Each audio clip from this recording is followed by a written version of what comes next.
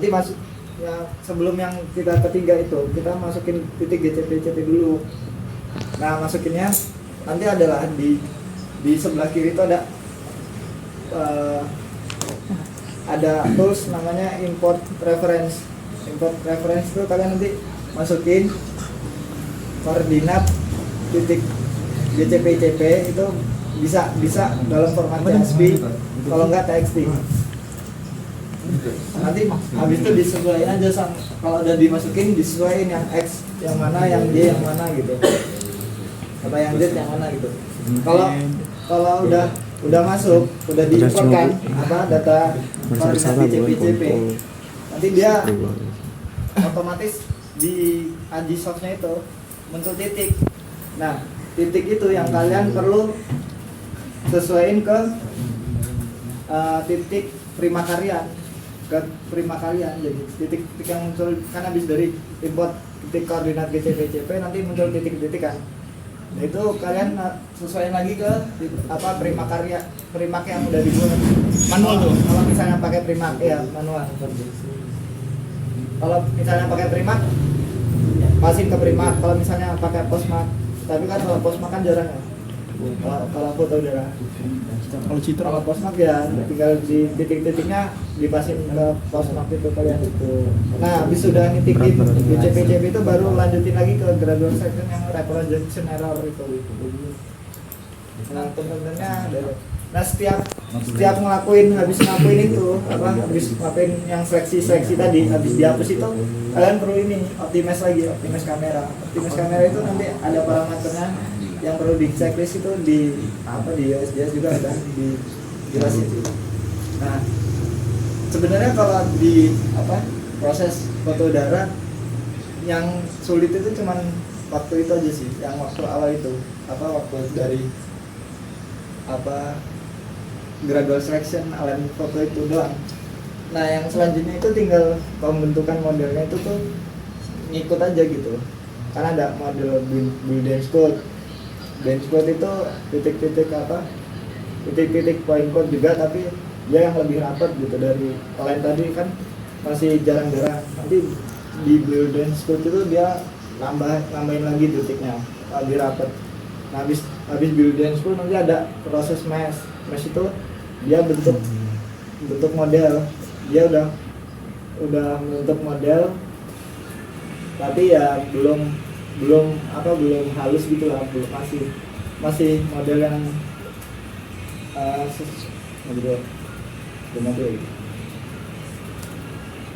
pokoknya bentuk di mesh itu bentuk model. Nah model itu bisa kalian itu tuh bentuk nanti hasilnya tuh bakal kalau di foto cel di mesh itu tuh dia mesh itu nanti hasilnya yang dem atau dem itu ya? Apa bukan sih? Bukan. Mesh itu sebenarnya apa ya? Mesh itu kayak surface gitu loh mirip. Iya, nanti dia yang pembentukan dem itu di situ apa bukan? Iya, habis mesh. Dem ada lagi belum? Iya, beda. Oh iya, habis mesh ya? Iya habis mesh dem baru jadi mesh itu pokoknya dia bentuk model, dia udah model 3 dimensi sih. Dari titik-titik konten digabung-gabungin gitu lah. Jadi model mesh. Nah habis model mesh kan lanjut kalau foto udara itu kan ada pembuatan dem itu. Nah di pembuatan dem itu kalian tergantung kalian mau buat dem itu dalam bentuk, kan dem itu kan ada dua ya, ada DTM sama DSM ya. Bedanya tahu kan kalau DSM apa? DSM sama DTM. Kalau DSM itu kan dem ketinggiannya diukur dan semua objek yang ada di bumi itu keukur semua ketinggiannya dari tinggi rumah, tinggi pohon gitu kan. Kalau DSM, tapi kalau DTM itu kan cuma terang doang, cuma permukaannya doang kan. Nah biasanya kalau yang dicari itu kan kalau untuk foto udara biasanya pakai DTM buat nyari konturnya. Nah itu dari Boolean code itu Boolean. Nah di Boolean itu kalian perlu klasifikasi dulu nanti adalah apa fiturnya di Agisoft itu pokoknya udah lengkap lah. Kalian klasifikasi dulu, dibuat klasifikasinya yang keren aja, jadi nanti dia di proses Agisoft itu nanti udah diseleksi lah yang pohon-pohon itu nggak bakal masuk kalau mau buat DTM. Tapi kalau buat DSM ya udah langsung aja buat buildnya, nggak perlu diklasifikasi. Nah kalau udah jadi kan ya, itu baru kalian proses ortofoto. Itu artinya ortofoto itu proses yang terakhir lah kalian. Jadi ortofoto itu biasanya nanti ada masukin referensinya dari data DM apa gimana gitu. Ya kurang lebih kayak gitulah kalau proses foto udara sih. Ada yang mau ditanya nggak dari prosesnya? Belum ada sih. Ada tambahin nggak Sel? Apa Sel? Kayak misal, aku tadi mau nambahin loh, lupa tadi. Ya itu sih intinya kalau ngolah foto mah lagi-lagi kan teknis aja sih atau software gitu. Cuman kadang memang harus paham kayak itu tuh lagi ngapain gitu, supaya nanti kalau ada masalah tahu apa yang harus diselesain gitu. Dan parameter itu memang nggak bisa dihafal sih kalau menurut gua. Kadang memang ada panduan-panduan gitu, cuman balik lagi kadang sesuai topografi parameter beda lagi, atau sesuai kemampuan drone kayak gitu. Oh iya, tambahin lagi nih apa tadi yang di jalur terbang tuh ada yang kurang. Jadi ada pada kondisi topografi yang dia curam, jadi kalian buat jalur terbangnya tuh harus ngikutin. Nggak ikutin lah gini ya, Oh iya, tinggal. melintang gitu loh, dari misalnya kan dia curam kan, ada gunung gini, nah kalian harus buatnya melintang gini ya kan. Enggak, di tingginya diikutin. Ya tinggi kan, nggak ada speedonya habis itu. Jadi kalau misalnya dia curam ke bawah ya. Nih jadi dalam buat jalur terbang tuh ada lagi, dia harus ikutin topografinya. Misalnya kalau topografinya curam kayak gini, ini terlalu curam banget sih. Ya nggak apa sih. Nah kalian buat apa jalur terbangnya tuh jangan kayak gini, jadi ngikutin apa, ngikutin tingginya gitu. Jadi harus kayak gini, miring datar gitu. Misalnya ini habis. Sebenarnya bisa Misalnya sini tinggi, sini rendah. Nah, kalian harus kembali lagi, bisa juga dipotong jalur terbangnya, jadi dibagi 3 misalnya. Nah, sini tinggi terbangnya misalnya dia 100, di sini. Pokoknya dia ngikutin apa? Ngikutin Awal itu. topografinya. Tapi yang diatur tinggi terbang absolut itu gimana?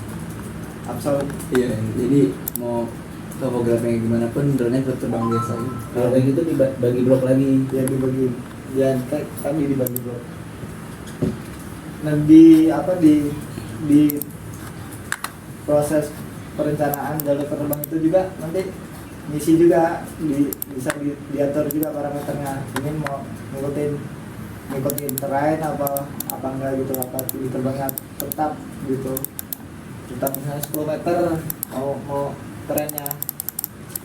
Jadi kayaknya ada 10 meter tuh diambil dari dia nolnya tuh diambil dari dia terbang, titik dia terbang drone-nya misalnya di sini ya. Misalnya kalian ngidupin drone-nya di sini. Nah, dia nolnya tuh di drone berdiri awal itu. Jadi misalnya 10 meter.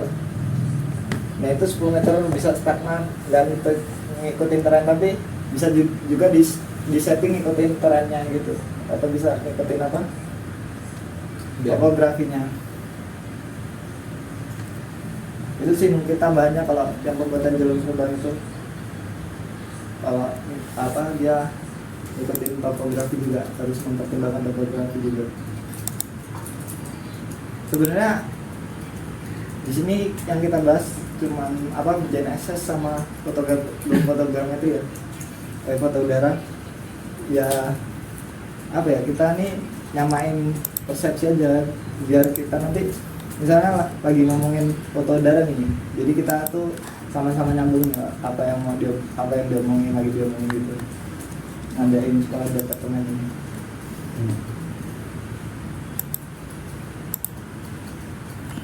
Ada yang ditanya? Kalau untuk ini nggak ada bang, tapi di luar itu kapan mau buat video yang tutorial? Tutorial apa ya? Itu tanda. Oh iya, Nanti kita bahas habis itu aja. Nggak ada lagi nih. Bang, untuk tahapan gradual collection itu apa aja tadi bang? Reproduction error, reproduction uncertainty yang pertama. Habis itu reproduction error, Ntar gua kirim aja kalau projection akurasi. Kayaknya projection akurasi dulu baru reproduction error. Nah setelah projection akurasi itu baru kalian masuk ke titik CP dulu.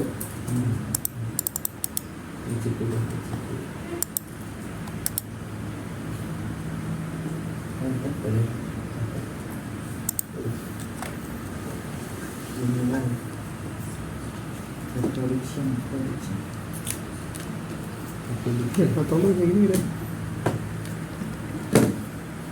Nah, sip tangan. Bisa.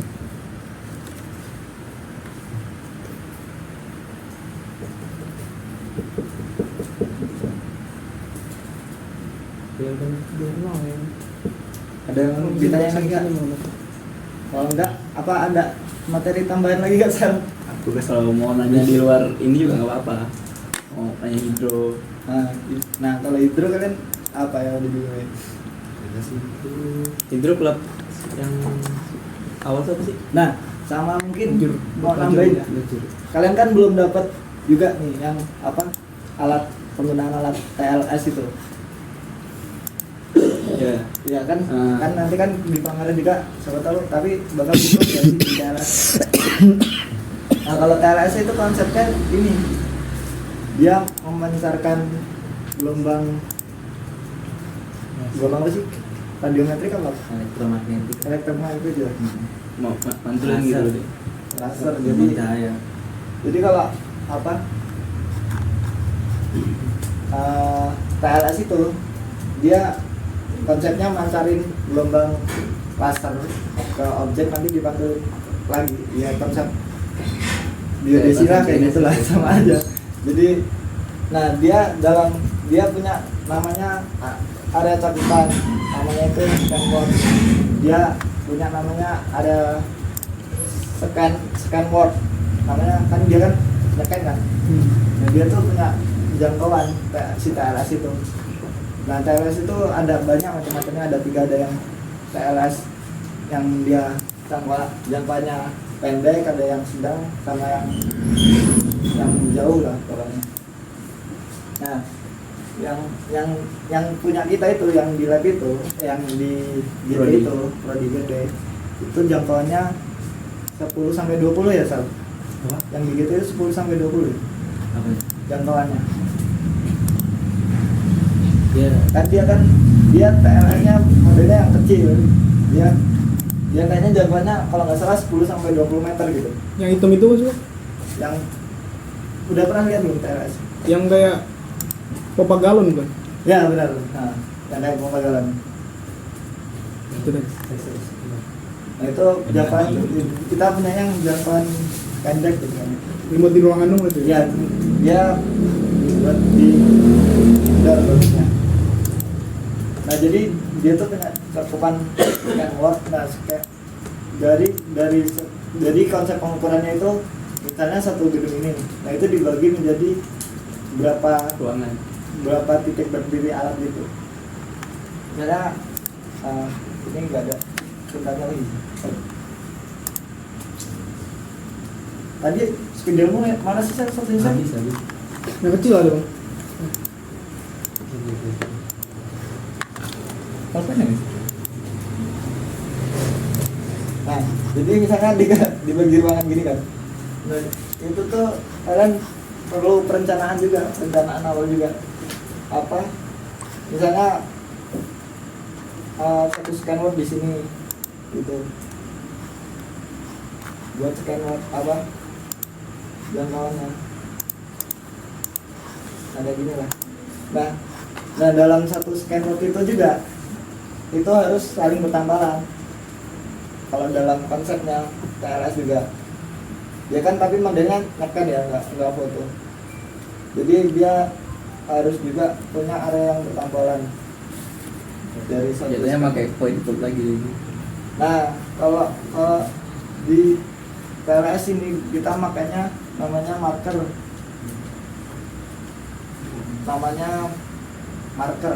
ya, markernya nanti bentuknya bisa hitam putih, bentuknya yang bulat itu, yang kayak gini, nanti ada warnanya hitam merah putih. Itu ditempel-tempel di area apa, buat proses pengolahannya. Nah pengolahannya itu namanya, prosesnya tuh ada buat, jadi habis di scanning kan dapat kan ini scanning segini. Nah, itu pengolahan selanjutnya tuh di proses registrasi, nanti jadinya disatuin gitu.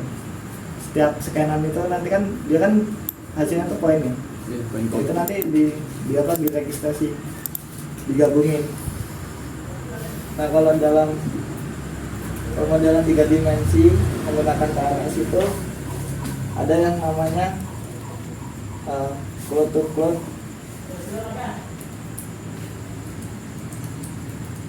sama target to target, dibagi dua dia.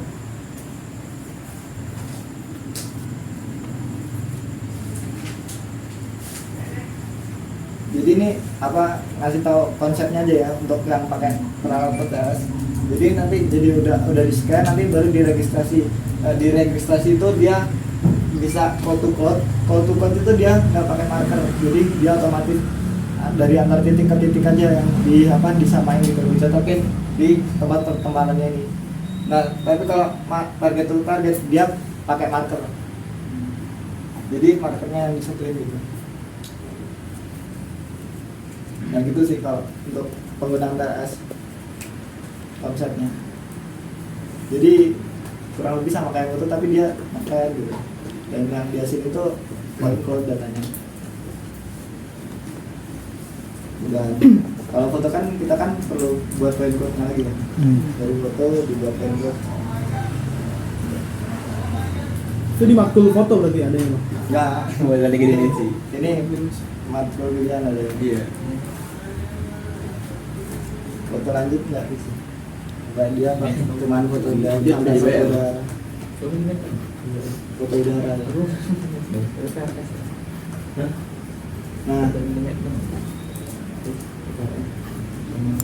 Nah, ini kan kebetulan kan ini kan aku ada beberapa anak 20 itu kan ada matkul pemodelan 3 dimensi, itu yang pilihan itu yang membahas tentang pakai TLS, pakai drone. Tapi nah kita nih ada tugas besar itu buat apa, pemodelan 3 dimensi gedung militer gitu, pakai drone, pakai metode CRP. CRP udah pernah dengar belum? Belum, Bang. Fotogrametri. Nah jadi apa, kalau dalam fotogrametri itu juga ada dua, ada yang areal fotogrametri sama close range fotogrametri. Nah kalau close range kan kalau areal tadi kan dari atas ya, dari atas motor buat apa, buat foto udara. Nah kalau CRP itu dia mengelilingi objek, jadi misalnya objek ini, nah dia difoto dari apa, dari samping-sampingnya gitu loh, gini. Jadi dia dapat foto sini, nggak dari atas, dari samping. Jadi nggak pakai drone juga bisa, pakai kamera HP juga. Pakai kamera apa nih? Pakai kamera DSLR, pakai kamera HP. yang penelitian kemarin berarti gitu ya? Nah iya, penelitian kemarin pakai metode CRP.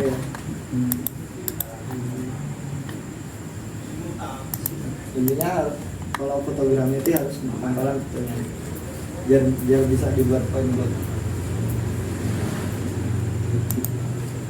Nah kan kemarin kan ini tadi kan bahas tugas ya, tugas pemodelan 3 dimensi ada buat apa, buat pemodelan tinggi bangunan. Nah itu nanti misalnya kalau nanti lah tak kabarin kalau misalnya kita lagi praktikum atau lagi akuisisi data, nanti tak share jadwalnya ke kalian. Kalau misalnya kosong mau ikut silakan aja sambil belajar, karena di situ juga kamu bakal ambil ambil pakai data drone juga, pakai drone gitu. Jadi kita sambil belajar pakai drone gitu. Nah di situ juga ini kita nggak cuma CRP juga, areal juga dua gitu.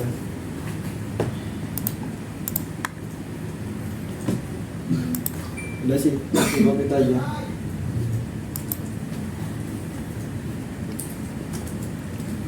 Ada yang mau ditanya nggak tentang yang lain-lain?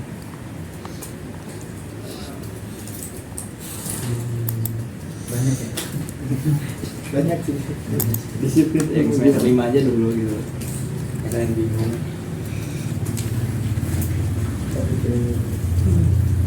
Nah mungkin materi untuk hari ini cukup sekian ya yang bisa disampaikan. Kalau mau ditanyain silakan aja.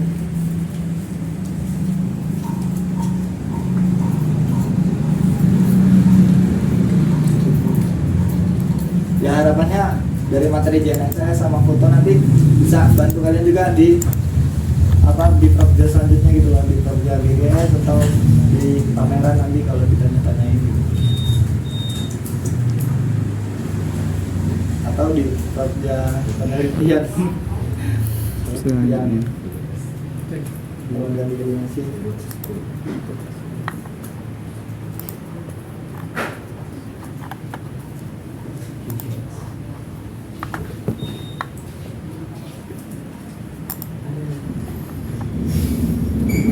dan ada yang ditanya lagi. Cukup Bang. Tadi karena nggak dibuka juga kan, nggak usah ditutup lah ya. Setara sekaligus gitu. Bisa aja sih, cuman kadang ini tergantung kapasitas drone-nya. Kalau misalnya kalian pakai, kan jenis drone itu ada dua kan. Drone itu ada yang metrik. Drone itu ada dua, ada yang metrik sama non metrik. Kamera. Oh iya kamera ya. Iya, kamera yang di bawah. Nah, ada yang non metrik. Kalau yang di drone biasa itu biasanya non metrik. Kalau kamera metrik itu biasanya di pesawat ya. Dimetris, di diametris. Sama di diametris. Kamera ya, kamera.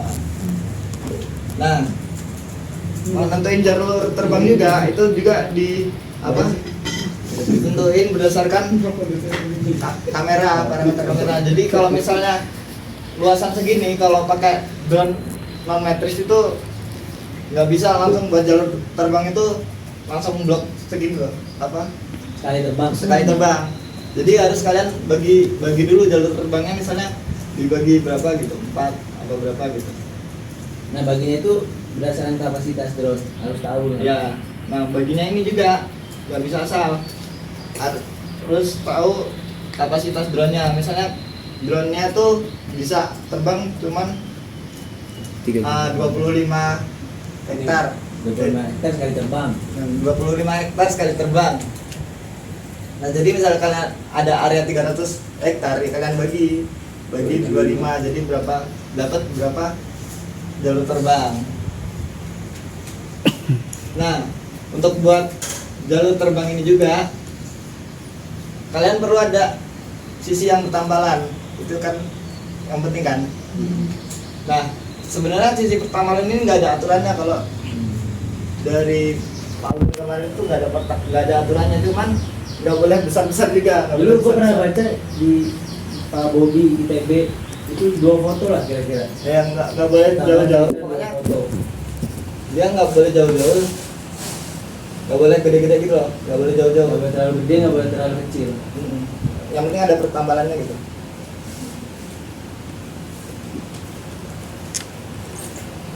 Nah, untuk buat jalur terbangnya juga itu tuh sebenarnya bisa mengikuti AOI. Jadi nggak harus paten misalnya buat kotak gitu kan. Nggak. Misalnya kan AOI-nya ini, tapi jalur terbangnya kalian buat kotak gitu kayak gini. Itu nggak harus. bisa ngikutin AOI gitu. Jadi misalnya AOI-nya kan kayak gini kan, ini kan nggak perlu foto di sini. Jadi dibuat jalur terbangnya itu ikutin aja. Nah yang di sini agak turun gitu. Nah jadi kita kan nggak perlu kan apa foto yang di sini karena AOI kita cuma sampai sini. Tapi foto yang didapetin yang dibikin itu harus ngelebihin AOI yang diminta. Dua foto Harus dilebihin. dua basis udara. Kalau misalnya kayak gini kan, ini kan masih di dalam AOI gitu kan, perlu tambahin satu jalur terbang lagi, tambahin lagi gitu. Yang penting dia apa di luar AOI fotonya. Nah yang tadi dibilang Marcel untuk basis foto sama jarak antar jalur itu tuh yang ini nih. Kan ini kan jalur foto. Di sini kan ada foto 1, foto 2, foto 3, misalnya gitu lah. Nah, jarak antar foto 1 ke foto 2 ini disebutnya basis foto. Nah, kalau yang jarak ini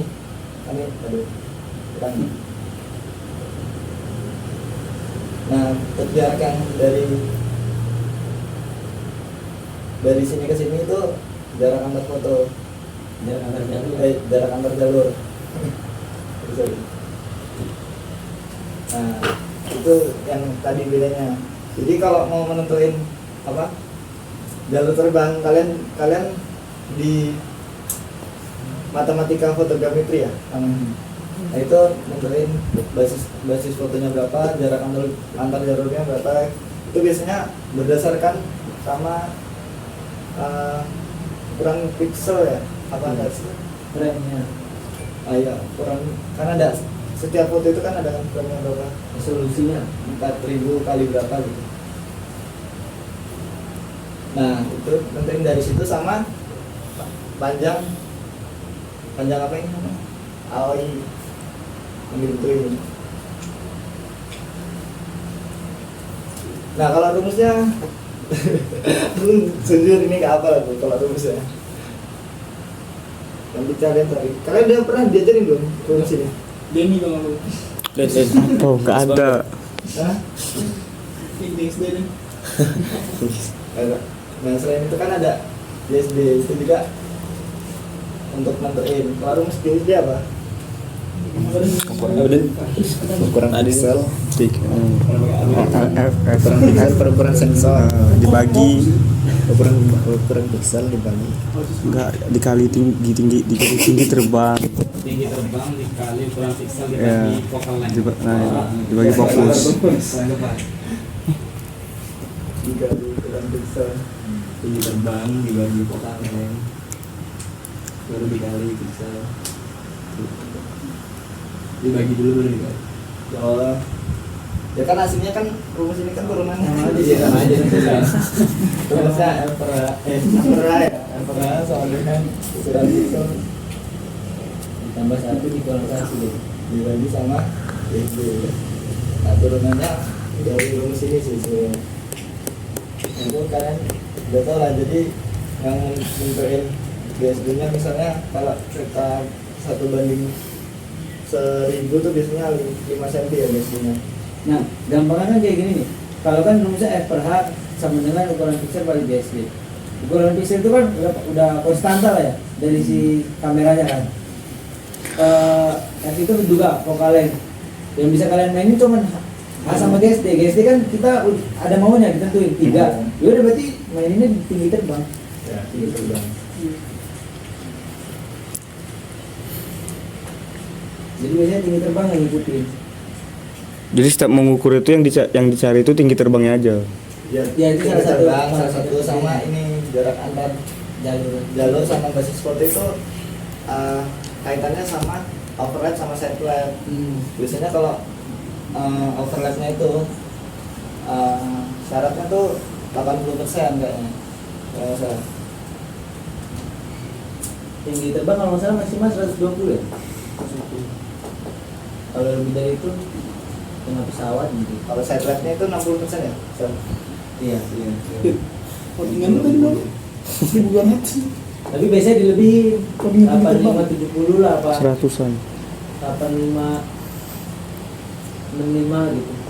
Main aman aja. Paulin tuh nanti kalau dari misalkan 1000 foto kayak 2 atau 5 aja yang GSD-nya kurang gitu, ulang Semuanya. ulang satu jalur, satu kali terbang, Iya, satu run. satu run. Itu ngulang satu dong itu bisa bang? Bisa. Misalkan tadi kan dibagi blok kecil-kecil, satu blok itu bisa. Ya kalau satu jalur gini dong ya nggak bisa lah, kalau satu Oh, jalur iya maksudnya itu. nggak bisa, harus satu blok. Nah, kalau konsep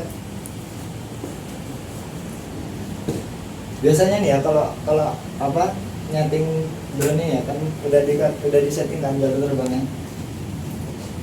Sebenarnya kalau kayak gini nggak susah. Ini kan bloknya. Nah, bisa aja tuh satu blok pengukuran ini di setting satu jalur terbang. Jadi apa? Dibuat kan jalur terbangnya.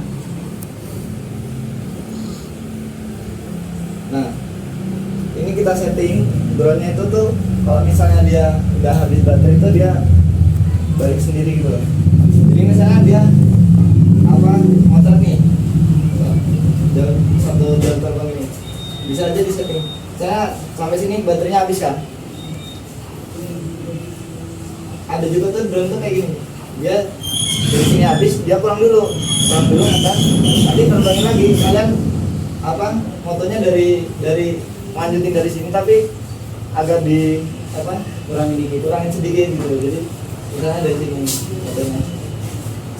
Bisa juga kayak gitu. Apa sebenarnya kalau sistem pengukuran tuh banyak sih. Ada yang dibagi kayak gini per jalur terbang. Terus ya ada yang dibagi kayak gini apa? Yang dibagi per jalur terbang, ada juga blok apa dia langsung diukur semuanya, tapi nanti dia ya itu pulang-pulang gitu. Nah juga kalau udah selesai kan ini misalnya udah ngukur nih, udah dapetin fotonya. Nah, itu juga ada juga namanya yang ngecek. Nah, jadi jalur terbang itu nggak cuman jalur terbang utama ya yang diperlukan itu. Kan tadi kan ada syaratnya tuh dia ngelebihin AOI fotonya. Ada foto yang ngelebihin AOI. Terus ada juga yang misalnya di setiap kayak gini nih harus ada kayak hidro apa sih namanya? Cross. Nah di sini nih harus dibuat jalur terbang cross gitu. Sebenarnya semuanya loh. Semua apa? Sebenarnya semuanya juga kan kemarin mah. Nah iya kayak gitu. Iya kan ini bawah. Enggak. Maksudnya semuanya Enggak, deh. semuanya ambil bawah deh. Kayak jalur Dari terbang, atas tuh, dari tapi atas. nggak cross. Ini sini. Tapi lebih gede boleh sih kayaknya. Oh gini. Kayak hijau kali. Iya kayak itu. Pengoreksi gitu bang. Apa? Pengoreksi gitu. Iya. Oh emang iya. Iya. Harusnya. Kemarin mah ini nggak tahu. Harusnya oh iya nih ada Kayak gitu.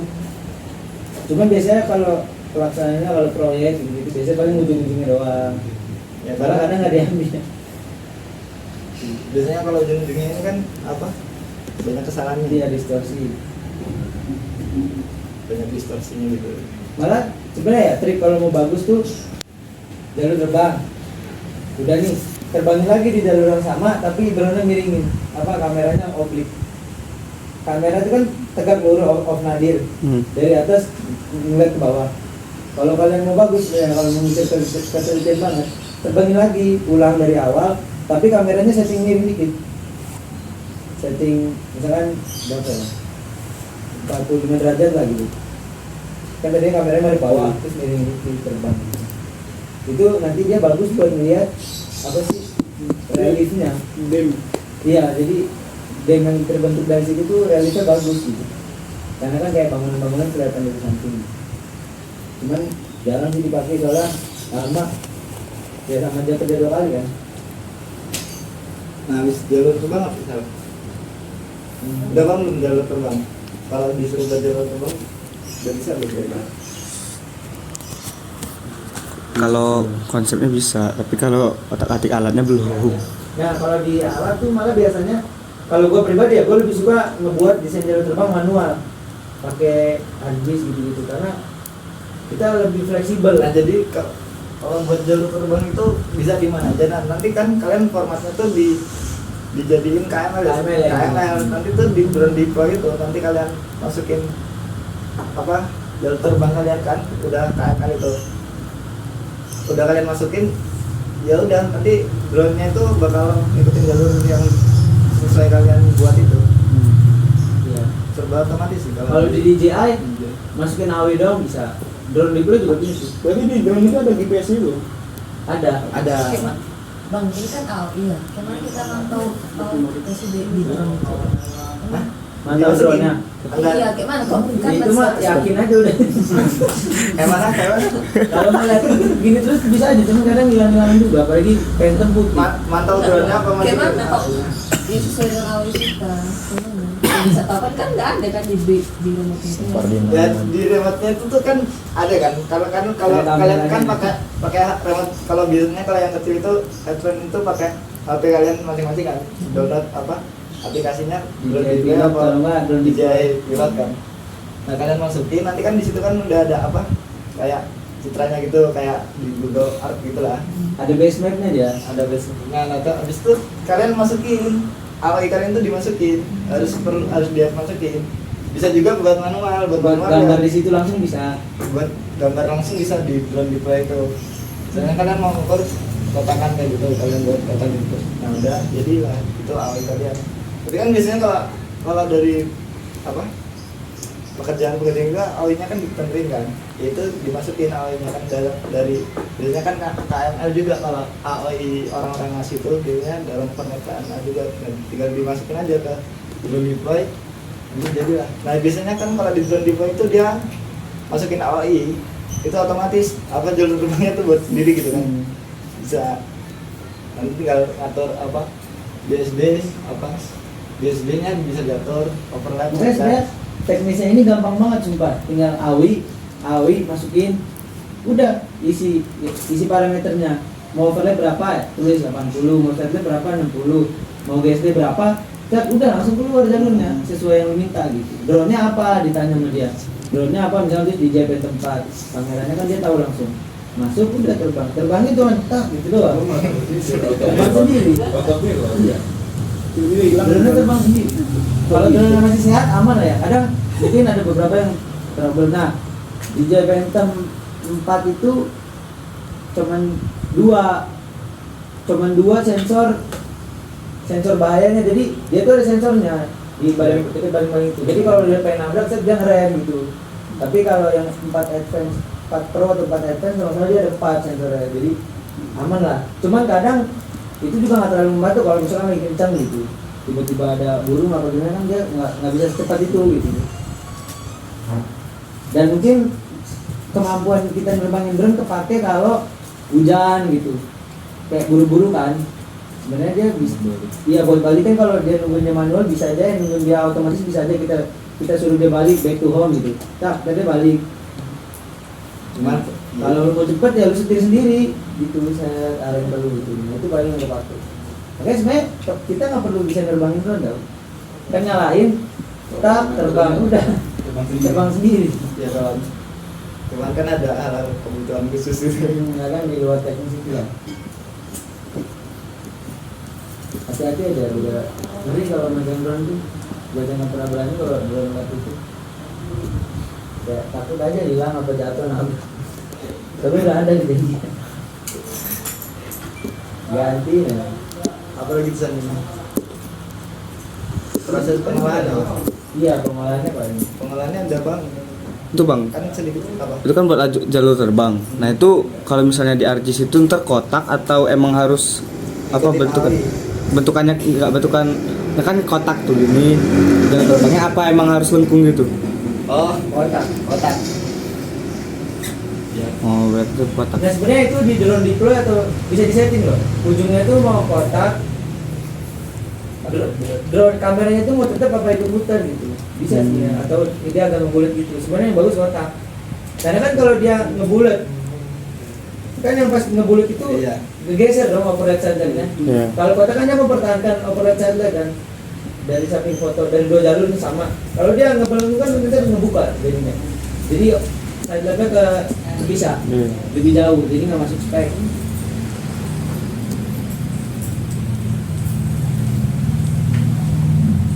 Nah kalau masuk ke pengolahan tuh kemarin juga kan udah sempat dibahas ya, kalau pengolahan dari Agisoft itu kan pakai apa? Pakai algoritmanya SFM kan. Kalau apa di Agisoft. Sebenarnya Kak, kalian udah belum ya, belum sampai situ ya. Nanti lah semester 6 juga kan kalian bakal pakai Agisoft. Nah yang pertama itu proses yang pertama itu kalibrasi kamera dulu. Kalibrasi kamera itu buat apa? Buat untuk nentuin parameter kamera yang digunain. Jadi di Agisoft itu udah bisa apa? Bisa apa sih Sal namanya Sal? Memprediksi apa sih? Sal? Ya bisa kali Apa? dengan errornya kan. Iya bisa memprediksi gitu loh. Bisa kalibrasi sendiri lah kamera. Jadi kalian tinggal di Agisoft kalian masukin foto yang udah kalian akuisisi itu. Nanti kalian lihat namanya fitur kalibrasi kamera kalibrasi. Nah nanti di situ sudah proses sendiri. Nanti udah kamera di situ apa errornya berapa gitu. Nah kalau setelah itu udah, nah itu sebenarnya dipakai buat nentuin kualitas foto. Jadi foto yang dianggap jelek tuh bisa kalian hapus. Kalau misalnya di permodalan 3 dimensi bisa dihapus, tapi kalau di areal itu nggak bisa dihapus sih karena dia kan bolong takutnya kan nanti Jadi gede. apa problemnya. Ya yang jelek biarin aja sih. Ya atau enggak kalau yang jelek itu ya diukur ulang apa solusi terakhirnya tuh. Solusi satu-satunya yang ukur ulang. Jadi banyak juga tuh di pekerjaan tuh kalau apa misalnya nggak memenuhi spek itu ya diukur ulang. Jadi kalian misalnya ditanya dosen juga kan, biasanya ini apa solusinya kalau misalnya nggak masuk parameternya gitu. Ya jawabannya ukur ulang, nggak ada jawaban lain sih.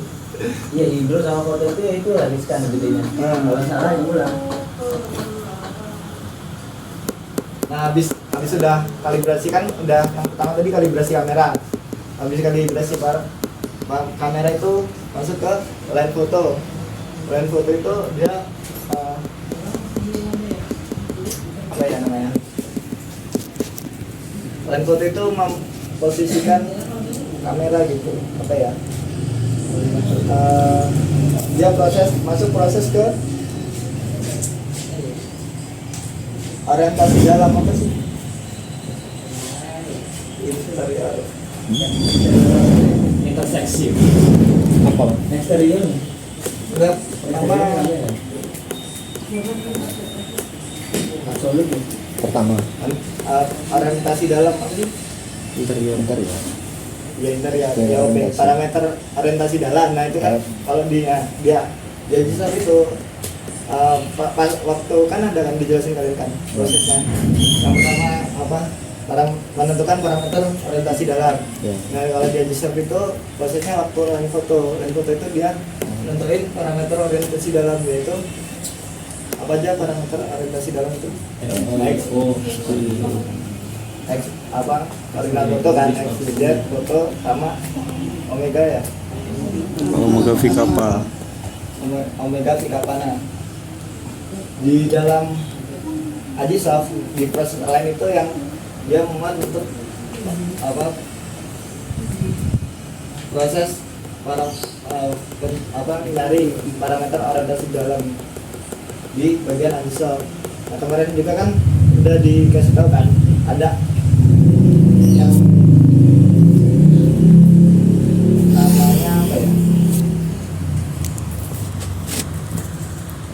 yang apa sih dianya kemarin itu lupa sih aku.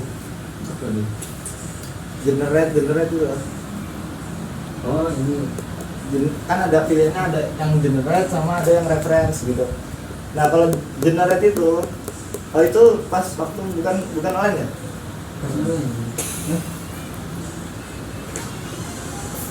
lupa sih. Memang. Ayo kesalahan apa? Kesalahan apa? Kasih. Ini nggak bisa lah, nggak ada foto. Iya pas lain juga sih. Dan di pas lain juga itu kalian suruh nentuin parameter berapa nilai T-point, terusan apa gitu. Bentar dulu. Ayo T-point sama maksimal titik kontrol juga kayaknya. Ini masih mata itu yang dibuang. Kalau udah T-point tahu nggak T-point apa? Yang awan itu. Ya. Awan-awan. Ya titik jadi ada yang dua foto apa? Dua foto yang bertabrakan ada yang sama gitu, titik yang sama. Nah itu namanya T-point. Nah itu nanti di online foto itu juga tentuin parameter itu. Jadi berapa nilai maksimum T-point dalam satu foto. Dalam satu foto itu nanti ditentuin berapa T-point-nya. Oh ini. Yes. Oh.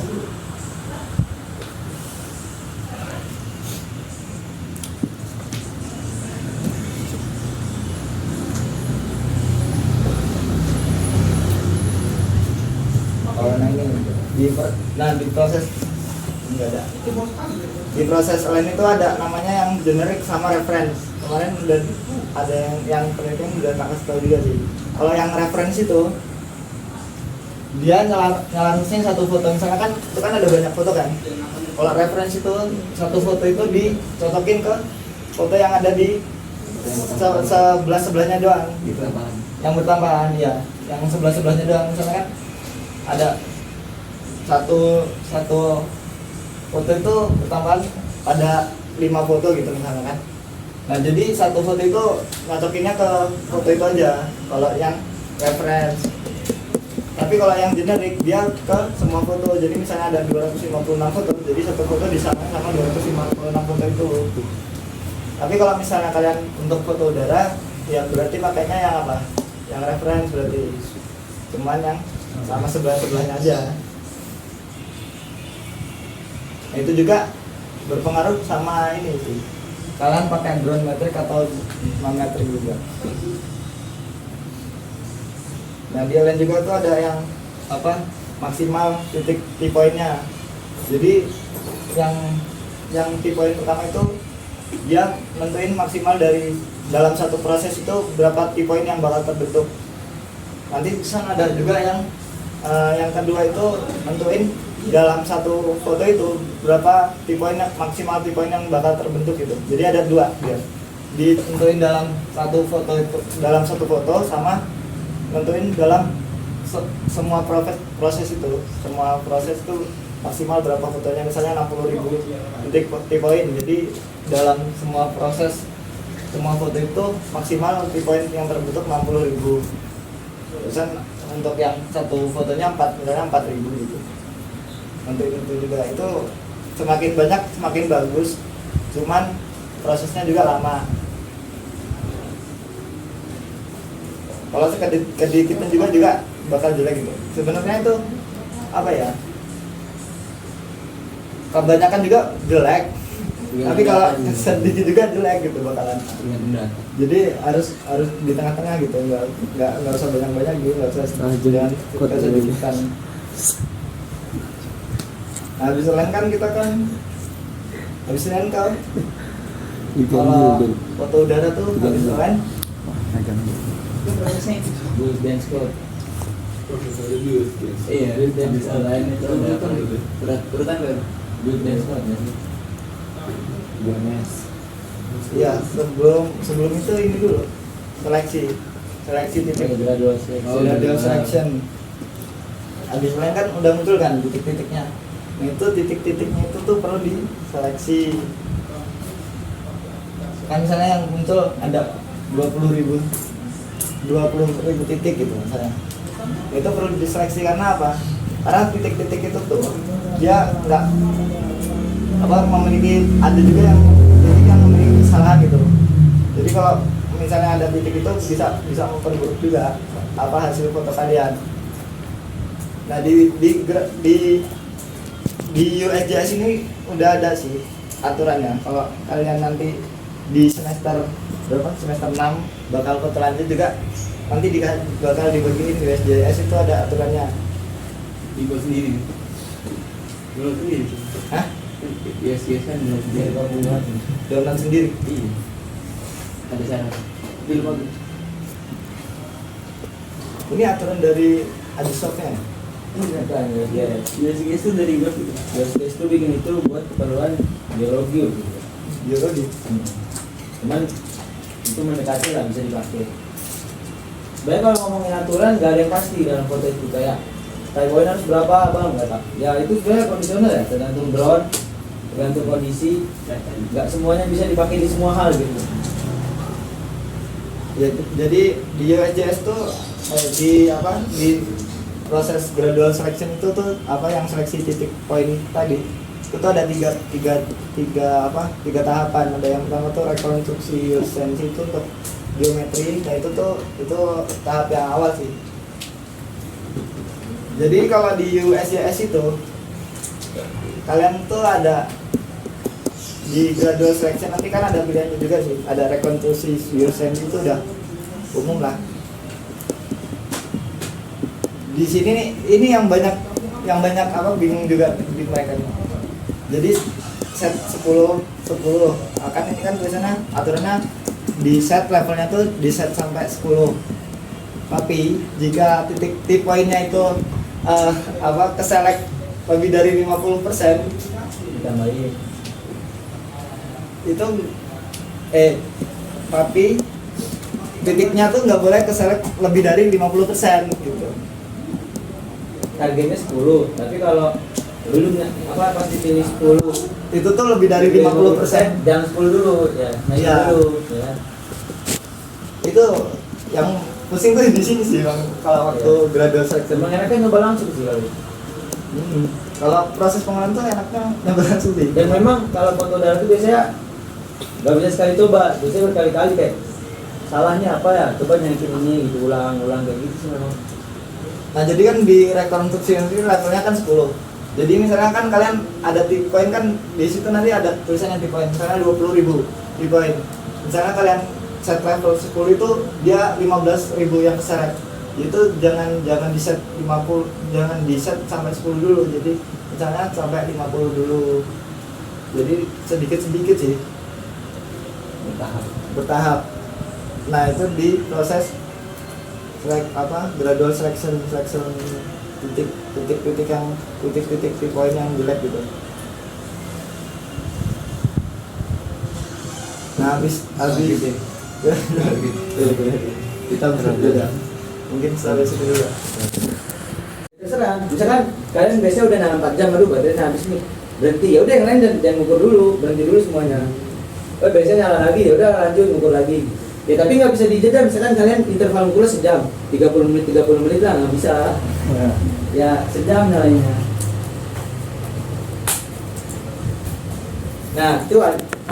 Nah kemarin tuh masalah di Camker tuh kita ada kayak misalkan ngukur satu sesi, udah ngukur 5 sesi, ternyata di sesi 3 ada alat yang mati. Nah itu sebenarnya bisa diakalin lah, jadi yang paham gue. Jadi apa namanya? Bentuk baseline-nya dirubah ya? Iya kan Sesi baseline-nya dirubah coba deh. kan misalnya kan ini kan ini udah dapet nih, semua udah dapet, tapi ada di satu sesi itu alat ini mati, jadi kan baseline ini kan nggak dapet cuman kan, yang dapet cuman baseline sama ini, jadi ngukur satu sesi lagi untuk dapetin baseline yang belum keukur itu. Itu 4 alat ya bang? Kalau 3 alat 1 mati? Nggak bisa? Ya, Nggak bisa jaring ya? Hilangin aja satu sesi. Sesi angus berarti kalau 3 alat. Nah itu enaknya jaring, ada fleksibel, bisa kita main-mainin bentuknya itu. yang penting ke baseline-nya itulah kalau jaring mah. Baseline-nya kebentuk bisa juara. Itu kan kalau base itu kan di pengolahannya nanti. Ini sebagai base. Sebagai alat apa sih yang ingin diketahui.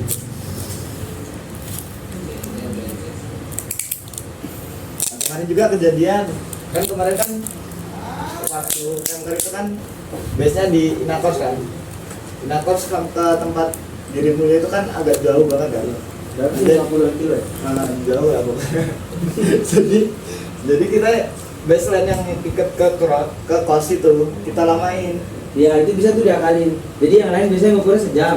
Karena jarak dia ke ada baseline yang ke course. Nah kalau kalian mengukur jaring melibatkan ina course, kalian harus gambar baseline-nya juga ke ina course-nya. Jadi anggaplah ina course itu antena juga. Iya.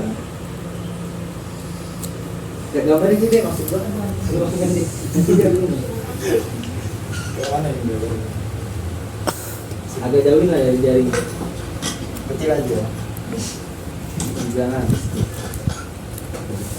Takut bukan bakal takut kita nggak bisa jalan. Kalau Awalnya nggak bisa jalan. Nah, misalnya nggak ada hasilnya. di sini ya. Nah kalian bikin sesi kayak gitu juga. Nah ini dari kalau satu misalnya sesi. kayak hasilnya yang jelek, ya ada effortnya lah. Misalnya diriin alat kalian kan 3 kan, misalnya berarti dibeli 1, 2, 3. Gue nggak Nah takut karena ada sama course jadi dia Jadi 4 alat. gimana? 4 alat. Masih Jadi mending anak-anak baseline yang kebentuk ibarat ada itu nggak 3. bisa, tapi mau Bisa mengikuti diambil. daripada yang nggak bisa tapi batu. Terus ngukur lagi. Jadi itu kalau base-nya langsung ke course. Kalau mau bikin base baru dulu bisa. Jadi kalau base jauh kan, kalau ngambil langsung. Nah baseline yang jauh itu ngukurnya dilamain ya. Iya, jadi sesi ini yang ikat ke course itu lebih lamain lagi. Misalnya ini kan yang antar titik ini kan cuma 1 jam. Nah yang ini 2 jam. Karena tadi yang ikut seminar KP Bang Duta kan dengerin juga kan, kalau lama pengamatan itu berpengaruh juga. Iya. Iya. Sama itu jangan dekat-dekat bangunan bangunan. Konstruksi. Kalau nggak salah tuh 15 derajat ya. Iya. Dia 15 derajat. Nah ini gimana? Nah kemarin Kemarin tuh ributin 15 derajat tadi. iya sih 15 derajat, tapi karena kondisi di lapangan juga kan susah nyarinya. Karena kita kan selain apa? Selain apa sih?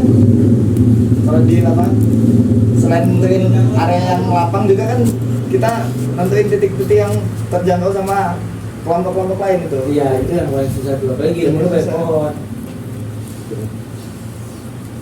Nah gambar obstruksi kalian kalau diajarinnya kayak mana? Ini dari dulu ributin ini. Bulut-bulut itu kan? Nah bulut-bulut itu kayak mana?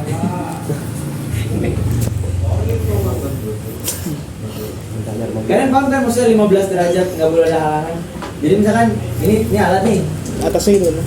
Iya, ini anggaplah datarnya kan, datarnya nih. 15 derajat itu 15 derajat itu dari sisi datar ya, dari 15 derajat. Nah, itu nggak boleh ada yang ngalangin. Karena di angkatan gue nih ada 2 persepsi nih. Jadi ini ke sini ini lingkaran 1, lingkaran 2 itu dianggapnya jarak. Jadi yang apa ini misalnya kan titik kita di sini. Jadi ini ke sana tuh jaraknya ya tuh. Iya. Ada yang ngomong jarak. Jadi lebih jauh Yang dari ngomong sudut. Ada yang ngomong sudut. Ini apa? Ini sudut 15 derajat, ini 30 derajat. Ini ngomong berapa? 60 derajat gitu. Ini 90 derajat yang tengah. Nah, itu coba lah kalian tanya lah mendingan ke dosen aja. Nah, kalau pemahamanku itu tuh derajat ini. Jadi misalnya kalian Iya sih Bang derajat. ada Bulat ada di apa 15 derajat Ada bangunan gitu. ada bangunan. Berarti kalian tonjolin di sini bangunan. Bangun kita derajat. 15 derajat. Kalau 30 derajat masih ada apa? Ini kan arah utara kan? Ini selatan. Nah, misalnya di selatan tuh ada bangunan yang 60 derajat tuh masih kelihatan tuh ada apa? Ada bangunannya. Ya berarti gambarnya ini. Gitu.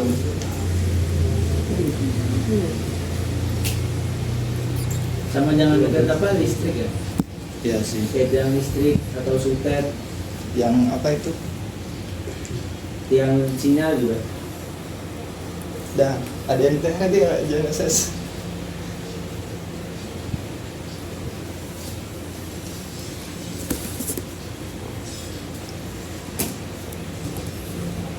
Terus ada orang lagi ngukur di sini, ya kalian nggak kenal lah, misalkan dia ngukur apa, itu bisa aja dijadiin base kalian gitu. Yang penting dalam waktu yang sama gitu. Gampang radial tuh, yang penting ada base nyala, nyalain aja alat itu. Kalau cuma 2 alat nggak bisa. Kalau 2 alat bisa radial, kalau jaring nggak bisa. BM patok ya, BIG atau BPN, hasil lah, atau BM. Ya, sama harga juga kalau rekordernya bisa aja gitu kan. Nah, kalian nanti jadi satu alat, jadiin base di sini. Taruhlah alat, nyalain di sini.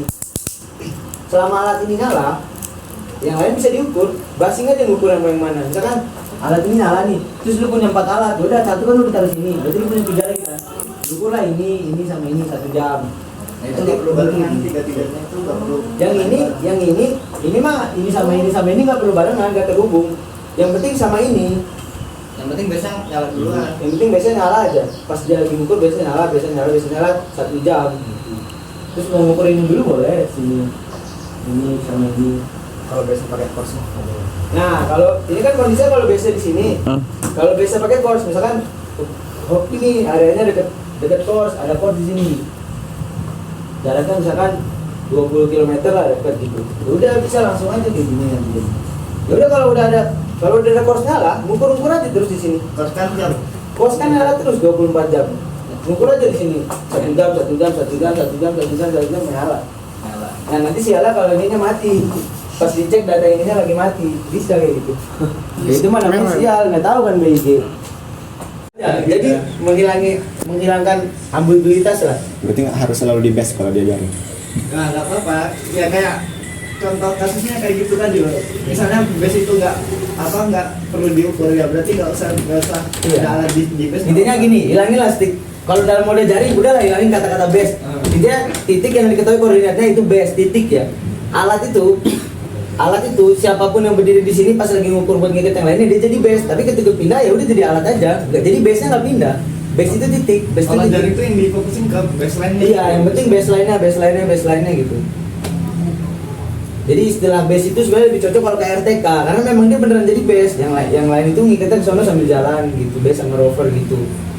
Itu cuma masalah bahasa aja sih sebenarnya, dari dulunya orang ngomongnya kayak gitu. Jadi kadang ke bawah-bawah malah bikin bingung kalau lagi ngomong gitu, sini base kemana gitu kan kayak gitu. Nah, sekarang gue mau ngomongin jaringnya. Kalau jaring itu udah pada paham kan trivial. Jadi misalkan gue punya titik kayak gini lah.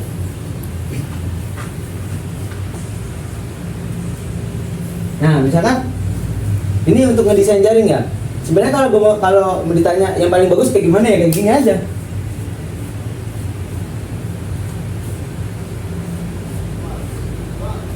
Tuh, ini paling bagus. Cuman permasalahannya efisien nggak? Kita butuh yang paling efisien gitu. Jadi permasalahan kita dalam pengukuran itu, lihat dulu ketelitiannya berapa yang dibutuhin. Kalau yang dibutuhin misalkan kayak 5 cm, ya nggak usah lah kayak gini, misalkan ini hasilnya 2 cm gitu. Yang nggak usah lah terlalu kayak gini gitu. Sebenarnya kalau ditanya yang paling bagus kayak gimana ya kayak gini, paling bagus. Cuman gak efisien, lama lah ngukur baseline-nya banyak gitu. Jadi kalau gua biasanya ngedesain jaring, misalkan ada titik lagi deh banyak nih, kayak gini. Gua biasanya kalau ngedesain jaring, gua gambar dulu kayak gini, misalkan titiknya kayak gini nih, gua gambar kayak gini baseline-nya. Terus nanti gua hilangin satu-satu yang kira-kira bisa dihilangin. Kalian paham baseline trivial kan? Yang kalau alatnya 4 dalam satu kali pengukuran berarti cuma bisa dapat 3 baseline. Kalau alatnya 5 dapat 4 baseline gitulah. Pokoknya alat min 1 lah. Bisa bebas. Iya.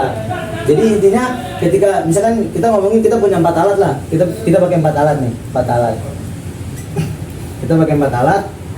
Misalkan alatnya berdiri di sini, di sini sama di sini. Kan kalau secara pengukuran dapatnya ini sama ini gitu kan. Malah ini juga dapat, ini dapat semua lah, ini 1, 2, 3, 4, 5 tuh dapat tuh sebenarnya. Cuman kita harus ngilangin 1. dihapus nanti pas pengukuran itu data observasinya. Olahan.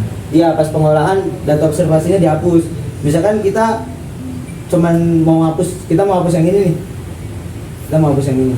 Berarti ini nggak dapat nanti. Cuman ini nih 1, 2, 3, 4. Oh ya 3 berarti ini dihapus juga ya? Iya. Ini dihapus nih. Nah kalau ini dihapus ini nggak usah berarti. Ya inilah anggaplah misalkan gitu. Berarti ini dipakai. Jadi 1, 2, 3 gitu. Paham nggak? Intinya satu kali ngukur pasti dapat baseline-nya banyak. Cuman yang bisa dipakai cuman alat pin 1 gitu aja intinya. Misalkan 5 alat berarti 4, kalau 3 alat berarti 2 gitu.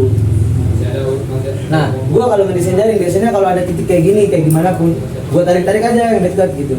Nah, sebenarnya kadang gua juga dulu bertanya-tanya, pasti kadang ada lah yang bertanya-tanya kayak, kenapa kayak gini, kenapa ini nggak kesini? Ini kan bisa aja kayak gini, kayak gitu ya kan? Sebenarnya bisa, cuman jelek aja. Makin jauh baseline, makin panjang baseline itu kan makin banyak kesalahan sebenarnya. Jadi makanya kenapa orang jarang ngikutin yang jauh kayak gini? Ya pasti dia ngikutin yang dekat kayak gini kan. Sebenarnya bisa kayak gini nggak salah. Itu baseline nabrak gini nggak apa-apa sebenarnya. Ini kan visualisasi aja. Cuman ya itu lagi kalau baseline lebih jauh itu lebih jelek kayak gitu. Nah ini gue biasanya kalau ngedesain jaring gue gambar dulu kayak gini, terus gue hilangin baseline yang bisa gue hilangin kira-kira. Baseline yang bisa dihilangin itu kayak gimana? Intinya ada syarat. Jadi di SNI itu ada syarat. Syaratnya itu satu titik itu harus terikat ke 3 titik lainnya minimal. Misalkan kayak gini nih kayak gini nih. Ini kan dia terikat ke 1, 2, 3. Berarti ini udah nggak boleh dihapus nih baseline 3 ini, nggak bisa dihapus 3 ini. Kenapa? Kalau ini dihapus dia nggak memenuhi syarat di SNI. Dan SNI itu ya walaupun kita kurang paham lah ya kenapa itu menjadi syarat. Yang pasti kalau udah ditulis di SNI pasti itu untuk mencapai ketelitian intinya kayak gitu. Jadi ada syarat tuh satu titik itu harus terikat minimal ke 3 titik lain. Berarti ini baseline ini nggak boleh dihapus. Nah ini kan banyak nih 1, 2, 3, 4. Ini bisa aja gua hapus. Ini juga kan 4, 1, 2, 3, 4. Kalau ini gua hapus dia masih punya 3 gitu kan. Berarti desain jaring gua ini gak usah gua ukur, nggak apa-apa, gua hapus. Jadi jaringnya kayak gini. Itu bisa kayak gitu. Jadi paham nggak sampai sini maksud gua? Jadi sebenarnya kalau mau bagus semuanya bisa diukur, cuman lama. Kalau mau efisien, ada baseline yang bisa kita hapus dengan cara-cara tertentu kayak gitu. Syaratnya satu titik harus terikat minimal ke 3 titik lain, itu udah terpenuhi di sini. Nah kayak gini misalkan mau gua hapus boleh aja nih.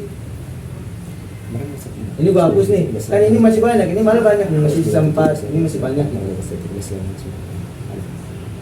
Nah ada satu syarat lagi. Dalam desain jaring lu itu nggak boleh ada apa ya bahasanya? Gue bilangnya gini aja deh, nggak boleh ada poligon yang lebih dari 4 sisi. Misalkan ini kan tadi gue hapus nih, ini gue hapus, berarti kan dia jadi kotak gini kan poligonnya. Apa sih bentukan baseline itu jadi kotak gini? Ini nggak ada nih, paham nggak? Ini kan berarti ada 4 sisi, 1, 2, 3, 4 gitu kan. Kalau ini gue hapus lagi, misalkan ini gue hapus lagi, dia jadi jangan ini deh, misalkan ini gue hapus. Dia berarti nanti ada poligon jadinya 1, 2, 3, 4, 5. Jadi ada poligon kayak gini nih. Nah kan ini tadinya ada kayak gini nih. Kayak gini, ini kan 4. 1, 2, 3, 4. Nah ini 1, 2, 3. Kalau ini gua hapus, dia jadi satu poligon. 1, 2, 3, 4, 5. Nah ini nggak boleh. Jadi nggak boleh ada bentuk baseline, nggak boleh ada bentuk baseline yang ngebentuk poligon lebih dari 4 sisi gitu. Kenapa? Karena nanti ikatannya itu jelek, geometri pengikatan si jaring itu jelek gitu. Itu ada diatur di SNI. Sampai sini paham nggak? Nah terus ada satu lagi. Nah habis itu kalau udah ngilangin baseline yang kira-kira bisa dihilangin, selanjutnya tinggal pinter-pinter kita nentuin sesi sama movingnya. Itulah yang agak berat. Jadi ini juga harus memperhatikan aspek topografinya. Misalkan dari sini ke sini kayak deket, tapi di sininya rawa nih gini. Ya berarti jangan desain yang ini suruh pindah ke sini lah gitu maksudnya. Iya, maksudnya yang ini berarti atau yang ini pindah ke sini gitu.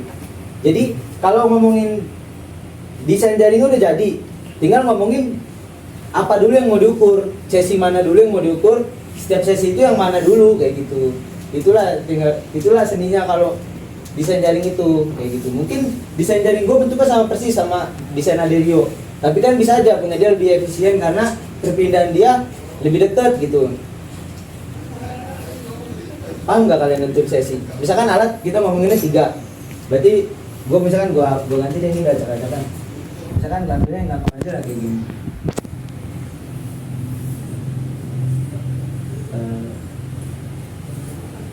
Kayak gini lah ya, atau tambahin nih. Nah kayak gini lah misalkan desain jaringnya yang udah jadi nih.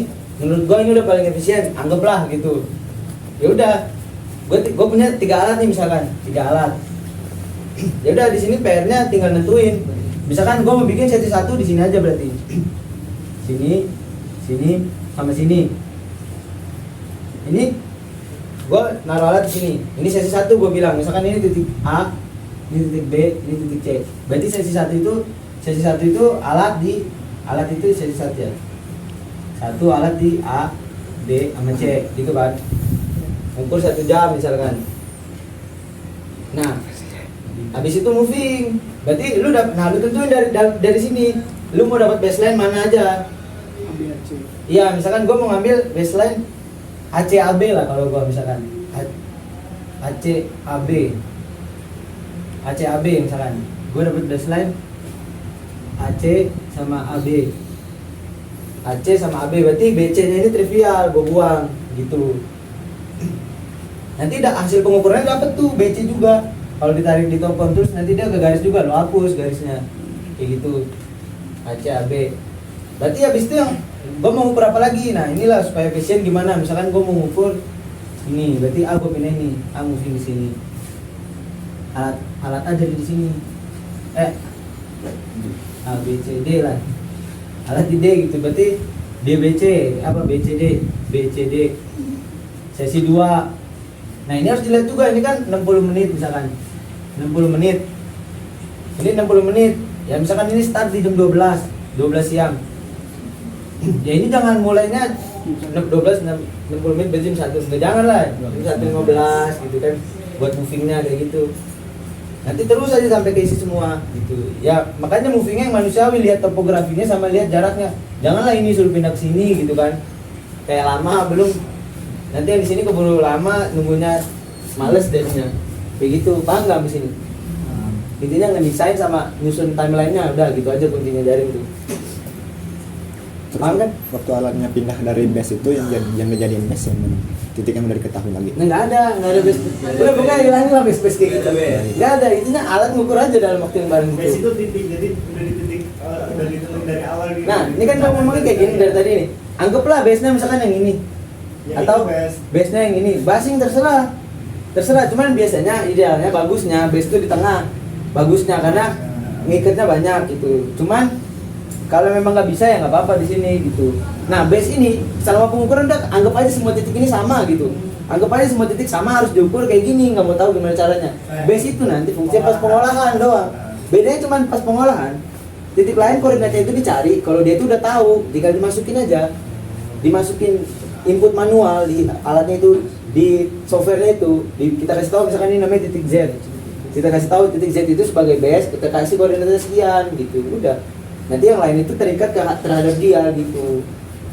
Berarti istilah base itu cuma yang di radial loh ya, Bang? Iya, dia atau RTK lah cocoknya. Kalau di kayak gini mah nggak penting itu, cuma buat masukin titik doang udah. Terus yang misalkan pindah tuh A dari ke B, terus BC itu dimatiin juga boleh kan ya, Bang? Alatnya? Boleh aja. Cuman mulai bareng lagi gitu. Iya, boleh aja. Biasanya gue lihat sih dengan baterai. tergantung baterai sama ya kayak gitulah. Apa ya waktu dimatiin? Itu pindah. Waktu pindah tuh alat belum dimatiin. Boleh aja, nggak dimatiin juga boleh. Terserah, yang penting yang tadi ini kuncinya harus nyala gitu di dalam waktu yang ditentukan gitu. Makanya kadang kalau ada yang telat nyalain, waduh gue telat nih 5 menit, gak usah ulang matiin semua. Ya udah tinggal yang lain selesainya lebih 5 menit, gitu aja kan gampang sih. Yang penting sejam. Gitu. Misalkan yang ini telat nih nyalainnya malah di sini. Ya udah yang lain suruh tambahin 5 menit. Ini sampai sini. Jadilah sejam. Kayak gitu. Ya kan? Makanya kalau mau aman lebih-lebihin lah ngukurnya. Kayak berapa menit. Udah paham kan kalau konsep ngukur jaring? Paham Bang, tinggal ke lapangan. Iya, gampang sebenarnya kalau udah tahu alurnya mah. Sama ini ya, jangan lupa ada syarat yang kayak satu titik harus diukur. Jadi berapa persen sih yang harus diukur 2 kali atau 3 kali? Jadi kalian baca lah SNI ya. 10%. Sudah tuh titiknya nggak sih? Itu oh iya lah, berarti ada yang kurang. Kan udah jadi nih desain kayak gini. Kita harus merhatiin juga yang namanya common baseline ya kan. Jadi dalam satu desain jaring ini ada berapa persen titik yang harus diukur titik garis yang harus diukur 2 kali, baseline yang harus diukur 2 kali. Misalkan 10% apa sih? 10. Tergantung kelas anak orde sih. Ya kalian baca lah di SNI, misalkan kalau kalian mau kelas 1 10%. Berarti ya kalian misalkan 10% nya misalkan 1,5. Ya udah buletinnya ke 2, jangan buletinnya ke 1 gitu. Nanti kalian desain lah gimana caranya. Nah, biasanya common baseline itu jangan didesain maksud gua. Common baseline itu kalian kalau ngukur semua pasti bakal ada yang bakal harus memang diukur, bahkan yang keukur 2 kali gitu. Biasanya nggak usah dipikirin lah, tapi ya diingetin aja kayak misalkan kalian ngukur dari sini. Jadi maksud gua tuh kayak gini, kalau bisa jangan ada kalian dirin alat nyalain GNSS buat ngukur common baseline doang. Karena biasanya common baseline itu kayak sekali nyelam dapat semuanya gitu. Misalkan kalian ngukur ini nih satu sesi 2, sesi 3, sesi 4, sesi 5. Nanti pas sesi 5 ini udah kukur semua nih, udah kukur. Kalian kan cuma mau ngukur ini. Ya udah pasang aja 3 alat sini. Pasti kan dapat ini sama ini ya kan. Ya udah ini jadi common baseline kayak gitu. Biasanya tuh kita nggak perlu lah yang namanya ngedirin alat dalam satu sesi sendiri cuma buat ngukur common baseline semua. Itu biasanya nggak perlu karena pasti bakal ada yang di akhir-akhir itu pasti ada yang ngukur 2 kali gitu. Dan selain itu ada juga syarat titik yang harus diukur berapa kali. Jadi di SNI ada semua titik ini minimal diukur 2 kali. Titik ya, tadi kan ngomongin garis, ngomongin baseline. Jadi konsepnya sama kayak baseline yang harus diukur 2 kali, titik pun harus diukur minimal 2 kali. Dan ada yang harus 3 kali. Dan itu menurut gue juga nggak perlu dipikirin. Karena biasanya kan kayak gini nih, alat di sini. Ngukur nih, ini berarti semuanya diukur sekali kan. Terus alat ini pindah ke sini tadi kan. Diukur 3 kali, nah ini udah 2 kali ya kan. Terus misalkan yang ini lu pindah ke sini, tak, ini pindah ke sini. Ini udah diukur 3 kali berarti. Ini 2 kali. Itu nanti pasti bakal ada, tapi di perhatiin juga soalnya ada syaratnya. Jadi harus ada berapa titik yang diukur minimal 2 kali dan 3 kali kalau masalah. Itu tergantung SNI. Kayak gitu, paham nggak? Ya kayak gitu aja kalau ngajarin. Nah kalau persebaran GCP-ICP, nah ini nih yang paling gua rancu dari dulu. Sebenarnya nggak ada, kita ini belum ada acuan khusus yang mengatur terkait GCP. Tanya kalau nggak bisa tanya Pak Ulin sekalian. Kayak GCP itu harusnya kayak gimana itu nggak ada yang tahu, nggak ada yang bisa jawab secara pasti. Paling biasanya berdasarkan teori, berdasarkan rumus ini, berdasarkan sifat ini gitu. Misalkan kalau ditanya, Pak GCP itu minimal berapa sih Pak? Pasti nggak bisa jawab secara tepat gitu. Kalau ICP bisa, tergantung luasan. Misalkan dia di bawah 500 hektar ya. 500 atau 50 sih? Kalau masalah ICP itu di bawah area di bawah 500 hektar. Misalkan ini 500 hektar. 500 hektar. Nah, dia tuh harus 12. ICP minimal 12. Lebih boleh. Skala 5.000. Enggak bergantung sekali sih kalau itu ya. Intinya luasan aja. Kalau luasannya 500 hektar, ICP-nya minimal 12. Nanti kalau dia nambah ada lagi tuh nambah berapa gitu. Sampai 32 atau 50 juga ada sih. Nah, kalau GCP itu nggak ada. Nggak diatur GCP itu. Makanya itu gue juga dari dulu bingung. Gue aja dulu waktu PJBL itu ditanya, kenapa GCP-nya segini gitu. Landasannya dari mana gitu. Gue cuma bilang, saya baca-baca ini aja Pak, apa sih jurnal penelitian gitu. Oh ya udah gitu doang, udah. Nggak dibilang apa benar apa salah nggak tahu. Nah itulah kalau GCP biasanya ada yang pendekatannya, gue nggak tahu ya, dosen-dosen tuh Pak Winhard tuh kalau nggak salah, atau Pak Arif itu dia ada yang pendekatannya pakai rumus. Jadi dia ngeliat perhitungan matematisnya, terus dia dari situ dia ngambil kesimpulan. Dalam perhitungan matematis itu kan kalau dia ngambil plus magnum kemarin dia ngomongin kan, jadi dia tulis satu foto bahkan harus ada berapa titik kontrol gitu kan. Nah itu dia pendekatannya berdasarkan rumus matematisnya. Jadi dari rumus matematis itu dia bisa memperkirakan oh berarti dalam range berapa, dalam skala berapa itu harus ada GCP berapa kayak gitu. Ada juga yang pendekatannya cuman ya udah secara geometri aja. Misalkan geometrinya kayak gini nih ya. Kayak gini nih. Gampang lah yang kotak. Ya udah kan kalau secara logika kalau kita lihat ini gimana ngikut yang bagus, ya udah pasti sini. Nah, ini kan kejauhan, tambahin lah sini. Tengah misalkan 2. Kayak gitu. Nah, biasanya yang paling sering kayak gini nih. Kayak lihat aja bentukannya gimana. Kalian tuh kayak ngebayangin kertas aja nih, kertas kayak gini kan di tembok. Gimana supaya dia sama temboknya gitu. Ya udah kalian pasti ngelemnya di sini, di situ, di sini. Nah, kalau di ujung-ujung doang tengahnya ngembung tuh kayak gini. Makanya ditaruh di tengah gitu, ditempelin ke tanah gitu. Gitu. Biasanya kayak gitu doang. Dan misalkan dibilang kurang rapet, ya udah tinggal tambahin aja. Kurang rapet kan, tambahin. Tuh kayak gini. Kurang rapet, tambahin aja ada gitu aja terus sebenarnya gampangnya. Cuman biasanya yang bikin kayak gini, yang bikin sulit kayak gini nih biasanya kondisi di lapangannya. Kayak misalkan di sini gunung tinggi banget terus full pohon, nggak bisa lah di situ. Pastikan yang tengah ini mau nggak mau kita paling dekat misalkan bisa di sini doang. Nanti di tengah sini skalanya gede kayak gitu biasanya yang menghambat. Atau ada sungai atau ada rawa. Biasanya yang paling sering pohon sih. Yang paling menghambat itu pohon sih. Biasanya kalau mau gunung setinggi apapun kalau nggak ada pohon mah ya naik aja gitu kan logikanya. Cuman ya pohon itu kadang misal mau nebang pohon dulu biar ke foto ada GCP-nya sama ngilangin obstruksi kayak gitu. Nah nanti kalau udah desain kayak gini baru desain jaringnya kayak tadi konsepnya gitu. Nah kalau nanya GCP ya basing, intinya feeling aja lah. Kira-kira udah nyebar nih Pak, udah rata ya udah gitu. Tapi kalau ICP ada syaratnya ya C per 10 ya, C-10/2 ya. Pokoknya gini kalau konsep ICP tuh misalkan AOI-nya kayak gini nih AOI-nya kayak gini nih. Nah, ICP itu dia nanti harus ngebagi AOI. Kalau mau bikin ICP, nentuin ICP dia harus dibagi dulu jadi 4 kuadran gitu. Diagonal. Pernah diajarin nggak sih? Ya kan? Diagonal. Nah, satu ini harus rata. Ya berarti seperempat. Misalkan 12. Berarti seperempat dari 12 baru 3 ya. 3.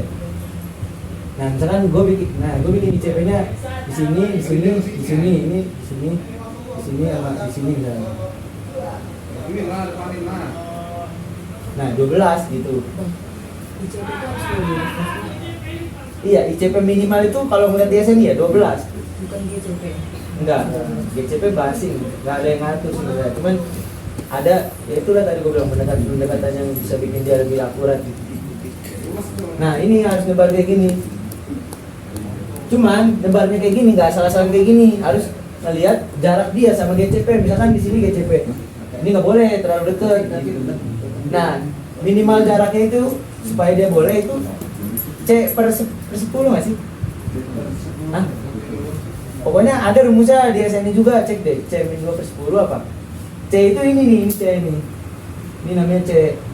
Misalkan AOI kalian 2 meter. Nah ini berapa nih? Diagonal segi apa sih? 2 kilo lah. Iya. 2 meter. Sekarang 2 kilo. Nah ini gua nggak tahu deh ya.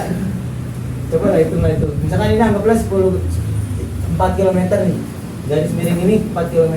Ya udah berarti C-nya 4 per 10 apa ya? 4 per 10 kalau nggak salah. Nah jarak ICP-nya itu ICP sama GCP ini misalkan GCP ini. Jarak apa sih GCP sama ICP itu harus lebih dari ini. Jadi nggak boleh terlalu dekat gitu. Paham nggak? Minimalnya segitu ya Bang? Ya, minimalnya segitu. Nah ini kan misalkan udah paling deket nih, udah C per 10. Ya dia nggak boleh ngedeket lagi, kalau mau dijauhin boleh. Gampangnya taruh aja nih, kan kayak gini kosong nih misalkan desainnya. Ya udah sini ICP. Ini kosong nih ICP. Taruh ICP di kemungkinan foto paling jelek gitu. Ya kan yang kemungkinan paling jelek kan nggak ada GCP. Ini kan nggak ada GCP nih. Dari sini kan jauh. Nah ini nggak ada GCP. Nah kemungkinan di sini nanti bakal jelek data distorsinya gitu. Ya udah taruh yang di paling jelek. Logikanya kan kita mau ngetes di titik tersebut bagus apa masuk ke telitian atau enggak. Kalau yang paling jelek aja masuk ke telitian, pasti yang lain masuk kayak gitu. Sampai sini paham nggak? Yang mau nanya nggak? Bisa yang ini. Kemarin ngerjain tugas pada kayak gitu nggak? Apa basing-basing aja gitu? Basing. Kira-kira aja kalau Iya. bagus. Nah kadang kalau orang yang nggak paham ya biasanya kayak gini nih dia rancu nih. Biasanya pasti ditambahin kayak gini. Karena dia kayak mikirnya ini jelek gitu. Padahal bisa aja dihapus kayak gitu.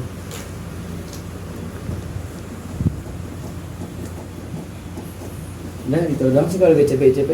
Kalau yang mau tanya lah.